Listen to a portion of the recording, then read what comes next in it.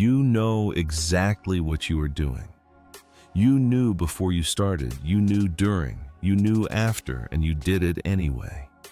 This is the part nobody wants to talk about. Not the ignorance, the knowledge. You are not someone who doesn't understand the consequences. You understand them perfectly, and you proceed anyway.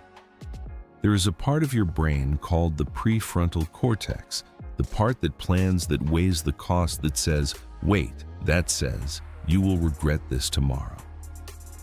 You have heard that voice, you hear it every time, and then something happens to it. It goes quiet, not gone, just quiet. Like a person in the room who stopped being listened to and gave up trying. Here's the mechanism when the advocate of addiction activates the craving. Your brain shifts.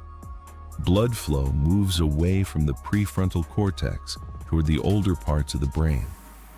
The parts that don't know tomorrow. The parts that only know right now. This is not a metaphor. This is neuroscience. Your rational brain doesn't lose the argument. It loses the ability to make one. You are being hijacked. The part of you that knows better goes offline.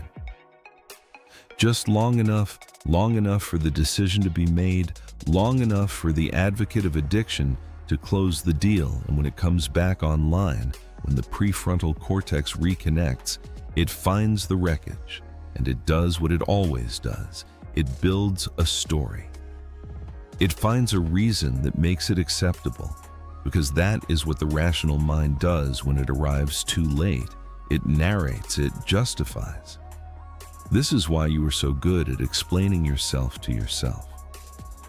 You have a sophisticated mind, and a sophisticated mind is very good at building sophisticated excuses. The advocate of addiction didn't just hijack your impulse control. He hijacked your intelligence. He turned it into a defense lawyer. Notice how good the argument was last night. Notice how reasonable it sounded. You believed it for just long enough. Here's what changes when you understand this. You stop fighting the craving in the moment. In the moment, you have already lost. The prefrontal cortex is offline. You build the fence before the cliff, not at the edge of it. You make the decision when you are calm. When your brain is fully online, you decide then what you will do when the advocate of addiction wakes up. That is your only fighting chance, not during the craving. Before it. One question before you go. When did you last make a decision about your behavior? When you were calm enough to actually mean it? Write it in the comments, not for me, for the version of you that will need it later tonight. Subscribe to The Internal Advocate. The next chapter is called Why You Can't Stop Knowing Better.